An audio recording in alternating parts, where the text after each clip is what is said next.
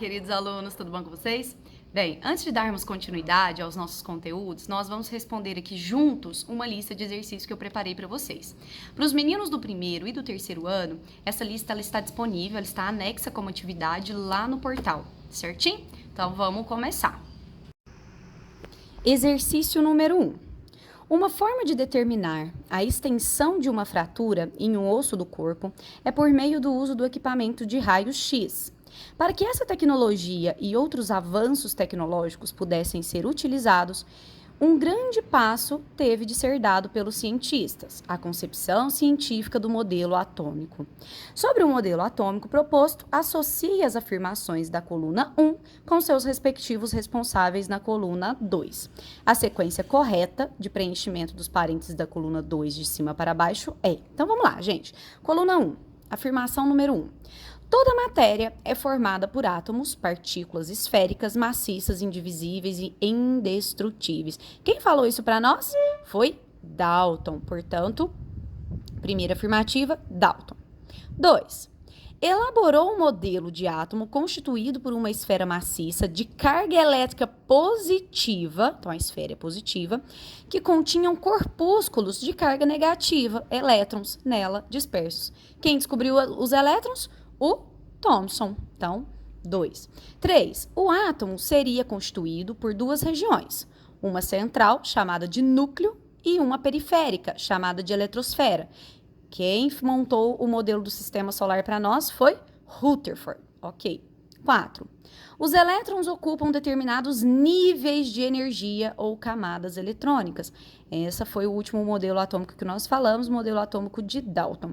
Então, a sequência correta, letra C, 4, 3, 1, 2. Exercício número 2. O brilho das placas de trânsito, quando recebem luz dos faróis dos carros no período da noite, pode ser compreendido pelo efeito da luminescência. Sem esse efeito, teríamos dificuldade de visualizar as informações das placas no período noturno, o que acarretaria possíveis acidentes de trânsito. Esse efeito, conhecido como, letra A, fosforescência, por ser explicado pela quantização de energia dos elétrons e seu retorno ao estado mais energético, conforme o modelo atômico de Rutherford. Gente, primeiro, não é modelo atômico de Rutherford, é modelo atômico de Bohr, né, o Rutherford-Bohr. E a emissão da luz, ela não acontece com o retorno dos elétrons para o estado mais energético, e sim para o estado menos energético. Então, ele absorve, lembrando, o elétron absorve energia, salta para o nível mais energético. E ele libera, ele perde energia e retorna para o estado menos energético. Letra B. Bioluminescência pode ser explicado pela mudança de nível energético dos elétrons e seu retorno ao nível menos energético, conforme o modelo de Rutherford-Bohr. Ok, gente. Só que bioluminescência, nós estamos falando de placa, né? E placa não tem vida. Bio vem de vida. Então, bioluminescência, por exemplo, aquela luzinha que os vagalumes emitem. Então, não é um caso aqui de bioluminescência. C. Fluorescência pode ser explicado pela excitação dos elétrons e seu retorno ao estado menos energético, conforme o modelo atômico de Bohr. Exatamente isso que nós vimos na última aula. Portanto, a letra C está correta. Letra D. Luminescência pode ser explicado pela produção de luz por meio da excitação dos elétrons, conforme o modelo atômico de Thomson. Thomson não falou nada de excitação de elétrons para nós, de nível de energia, de camadas, nada. Portanto, letra C correta. Exercício número 3. Os modelos atômicos são diferentes ideias que surgiram durante o desenvolvimento da história da ciência, na tentativa de explicar a composição íntima da matéria. O primeiro modelo atômico da era moderna foi proposto por John Dalton, que considerava os átomos como esferas maciças e indivisíveis. A descoberta dos elétrons, partículas subatômicas de carga elétrica positiva, errado, né? Os elétrons têm carga negativa, fez os cientistas provarem que o átomo era divisível, abrindo espaço para uma nova ideia. Um modelo que ficou conhecido como pudim de passas, atribuído ao físico Ernest Rutherford. Gente, pudim de passas, quem fez? Foi Rutherford? Não, foi Thomson. Errado, né? Esse modelo durou alguns anos, até que o cientista Niels Bohr, propôs um modelo no qual os elétrons giravam ao redor de um núcleo com energia variável ao percorrer uma órbita fixa. Por que eu grifei aqui energia variável? Gente, porque dentro de sua órbita, o elétron ele possui energia constante. Se você não dá energia para ele, ele não aumenta e ele nem libera energia de forma natural. Então, as órbitas, elas são estacionárias, elas contêm uma quantidade fixa e constante de energia. Então, essa energia, ela não é variável, ela é constante, certo? A partir desses elétrons, os átomos poderiam se unir para formar compostos em um fenômeno conhecido como ligação química, que ocorreria em busca de aumentar a energia do sistema e, com isso, adquirir estabilidade. Embora nós não tenhamos visto ainda esse assunto de ligações químicas, será o próximo assunto. O objetivo do átomo se ligar ao outro não é aumentar a energia, e sim diminuir a sua energia. Portanto, os erros encontrados no texto são 4, letra D. Exercício número 4. Os estudos realizados por Rutherford mostraram que o átomo deveria ser constituído por um núcleo positivo com elétrons girando ao seu redor. Os elétrons foram inicialmente levados em consideração no modelo atômico proposto pelo seguinte pesquisador. Essa é muito fácil, né, gente? Letra B, J.J. Thomson. Então, ele fez lá aquele experimento utilizando a ampola de Crookes e descobriu a primeira partícula subatômica, que são os elétrons. Número 5. Com o passar do tempo, os modelos atômicos sofreram várias mudanças, pois novas ideias surgiram sobre o átomo. Considerando os modelos atômicos existentes, assinale a alternativa correta. Letra A. Para Dalton, átomos iguais possuem massas iguais e átomos diferentes possuem massas diferentes. Ok, isso é para Dalton. Teoria aceita nos dias atuais? Não.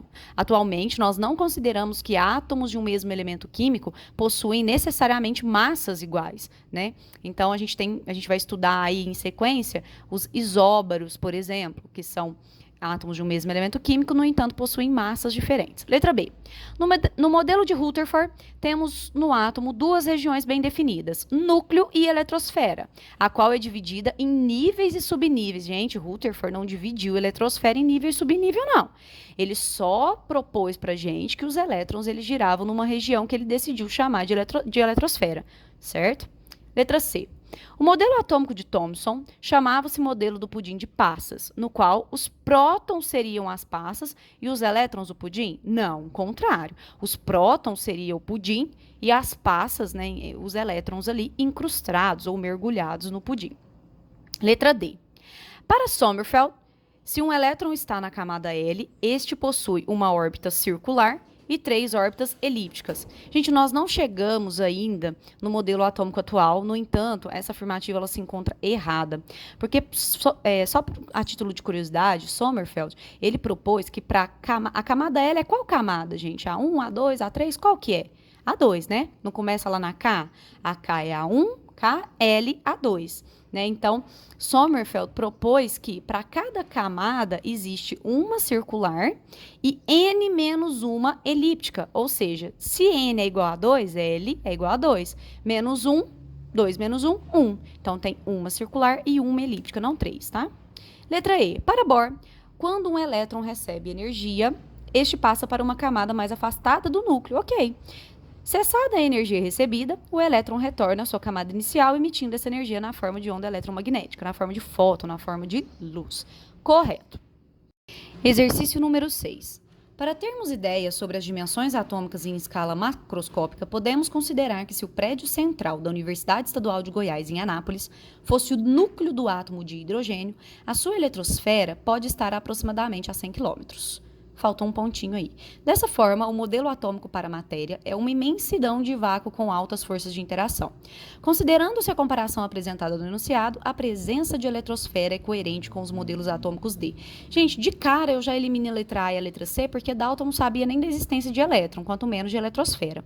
A letra D não pode ser, porque Thomson também não dividiu o átomo, né? O pudim de passas dele não era dividido, ele não colocou os elétrons na eletrosfera. Então, só sobrou aí para nós a letra B, Bohr e Sommerfeld. Gente, Sommerfeld, um físico alemão, ele complementou aquele modelo atômico de Bohr, porque ele disse que para cada órbita circular existia uma quantidade certa lá de órbitas elípticas. Então, ao invés dele concordar com Bohr no fato das órbitas serem todas circulares, ele acrescentou aí para a gente a concepção de órbitas elípticas. Mas isso considera também a presença de uma eletrosfera. Portanto, a letra B está correta. Número 7. Havia um texto aí no início, eu retirei para não ficar muito extenso. Com respeito ao modelo atômico para o átomo de hidrogênio proposto por Bohr em 1913, é correto afirmar que, letra A, o espectro de emissão do átomo de hidrogênio é explicado por meio da emissão de energia pelo elétron em seu movimento dentro de cada órbita estável ao redor do núcleo do átomo. Gente, em sua órbita, o elétron, ele não absorve nem emite energia. Ele tem uma quantidade de energia fixa e constante, né, nas suas órbitas estacionárias. Então, não acontece essa emissão de energia, não. Letra B. O movimento do elétron ao redor do núcleo do átomo é descrito por meio de níveis e subníveis eletrônicos. Níveis, tudo bem. Bohr propôs para nós 7 níveis ou 7 camadas de energia em volta do núcleo. Só que subníveis não foi Bohr que propôs para nós. Letra C. O elétron se move com velocidade constante em cada uma das órbitas circulares permitidas ao redor do núcleo do átomo. Exatamente isso que Bohr havia nos proposto. Letra D. A regra do octeto é um dos conceitos fundamentais para ocupação pelo elétron das órbitas ao redor do núcleo do átomo. Gente, nós vamos falar de regra do octeto quando a gente for nos próximos assuntos, nos próximos capítulos, quando a gente for falar de ligações químicas, tá? Então, isso daí tem a ver com uma estabilidade dos elementos representativos lá da tabela periódica e não a posição do elétron lá dentro da eletrosfera, ok? Letra E. A velocidade do elétron é variável em seu movimento em uma órbita elíptica ao redor do núcleo do átomo. Não, gente, não é variável, é constante, certo? Texto para a próxima questão. Um aluno recebeu na sua página de rede social uma foto mostrando fogos de artifícios. No dia seguinte, na sequência das aulas de modelos atômicos e estrutura atômica, o aluno comentou com o professor a respeito da imagem recebida, relacionando-a com o assunto que estava sendo trabalhado conforme mostra a foto. Então, a gente tem aí uma foto que representa para nós diferentes cores de fogos de artifícios, né, sendo sódio, cobre, bário, estrôncio e titânio. Em sequência, a gente tem aí a legenda. Então, o sódio amarelo, o bário verde, o cobre azul, o estrôncio vermelho e o titânio branco metálico. O aluno comentou corretamente que o modelo atômico mais adequado para explicar a emissão de cores de alguns elementos indicados na figura é o de Rutherford-Bohr. Se tivesse letra A, modelo de Rutherford, e se tivesse letra B, modelo de Bohr, a gente assinalaria modelo de Bohr, porque Bohr que propôs para nós a emissão da luz quando o elétron ele retorna para um nível de menor energia e libera essa energia em forma de fótons que ocasiona a emissão da luz. A número 9 nós vamos pular porque eu ainda não passei para vocês distribuição eletrônica, então nós vamos para a 10. Durante anos, os cientistas desvendaram os mistérios que envolviam o átomo, sem desprezar os conceitos anteriores. Cada um foi criando o seu próprio modelo atômico a partir da falha do modelo anterior ou simplesmente não explicava. Com o cientista dinamarquês Niels Bohr não foi diferente, pois ele aprimorou o modelo atômico de Rutherford, utilizando a teoria de Max Planck, e elaborou sua própria teoria nos seguintes fundamentos, exceto, então a gente tem que colocar aqui aquela alternativa que não condiz com o modelo atômico de Bohr. Letra A. Não é possível calcular a posição e a velocidade de um elétron no mesmo instante. Gente, isso daqui, quem falou para nós foi Heisenberg, chama princípio da incerteza de Heisenberg. O Bohr, ele não falou nada a respeito disso para nós. Letra B. Os elétrons giram ao redor do núcleo em órbitas circulares com energia fixa e determinada. Ok. Letra C. Os elétrons movimentam-se em órbitas estacionárias e nesse movimento não emitem energia espontaneamente. Ok. Letra D. Quando o elétron recebe energia suficiente do exterior, ele salta para outra órbita. Após receber essa energia, o elétron tende a voltar à órbita de origem, devolvendo a energia recebida na forma de luz ou calor. Ok, gente, então isso daí foi o salto quântico que nós estudamos na aula passada. Pessoal, a número 11 nós vamos pular, porque também faltou uma parte da explicação sobre modelos atômicos atuais, então vamos para a 12. A lei da conservação da massa, enunciada por Lavoisier em 74, é uma das leis mais importantes das transformações químicas. Ela estabelece que, durante uma transformação química, a soma das massas dos reagentes é igual à soma das massas dos produtos. Essa teoria pôde ser explicada alguns anos mais tarde pelo modelo atômico de Dalton. Entre as ideias de Dalton, a que oferece a explicação mais apropriada para a lei da conservação da massa de Lavoisier é a de que Letra A. Os átomos não são criados, destruídos ou convertidos em outros átomos durante uma transformação química. Galera, essa daí está correta. Dalton diz para nós que uma reação química é um rearranjo de átomos. Átomo não aparece do nada e nem desaparece do nada lá no meu sistema, né? Então, a letra A está correta. Letra B. Os átomos são constituídos por 3 partículas fundamentais. Já vou parar por aí, porque para Dalton não sabia da existência de nenhuma partícula subatômica. Letra C. Todos os átomos de um mesmo elemento são idênticos em todos os aspectos de caracterização. Realmente, Dalton diz para nós que átomos de um mesmo elemento químico são idênticos em massa, tamanho, formato e propriedades químicas. No entanto, essa caracterização ela não serve para reafirmar a lei da conservação de massas de Lavoisier. Letra D. Um elétron, já vou parar por aí porque átomo de Dalton não tem elétron. Toda a matéria é composta por átomos. Ok, Dalton falava isso para nós, né, Leucipo e Demócrito também, só que essa afirmação ela não serve para justificar a conservação das massas de um sistema. Então, ficou letra A. A número 13 eu vou pular porque ela refere-se à radioatividade, nós ainda não tivemos essa videoaula, então vamos na número 14. O processo de emissão de luz dos vagalumes é denominado bioluminescência, que nada mais é do que uma emissão de luz visível por organismos vivos. Assim como na luminescência, a bioluminescência é o resultado de um processo de excitação eletrônica, cuja fonte de excitação provém de uma reação química que ocorre no organismo vivo. A partir da informação do texto, pode-se concluir que o modelo atômico que representa a luz visível dos vagalumes é o modelo de Bohr. Se tivesse modelo de Rutherford-Bohr, aí também tranquilo, né? Então, a emissão da luz, ela acontece com o retorno dos elétrons para os seus níveis de origem, para os seus níveis ou camadas menos energéticos. Portanto, acontece essa liberação de energia em forma de fótons. E, para a gente finalizar, número 15.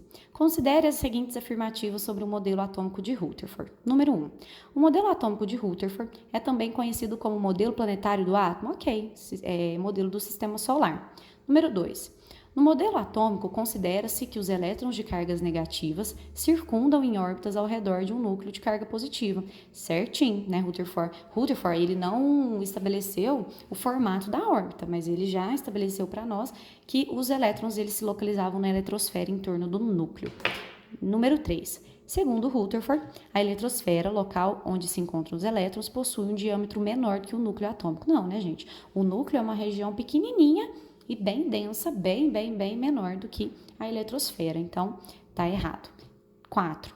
Na proposição do seu modelo atômico, Rutherford se baseou num experimento em que uma lamínula de ouro foi bombardeada por partículas alfa. Ok, então ele utilizou a radiação alfa vindo do polônio para demonstrar a existência das cargas positivas no átomo. Então, as corretas seriam 1, 2 e 4, letra D. Gente, por hoje foi só. A gente volta na próxima aula com novas teorias. Um grande beijo.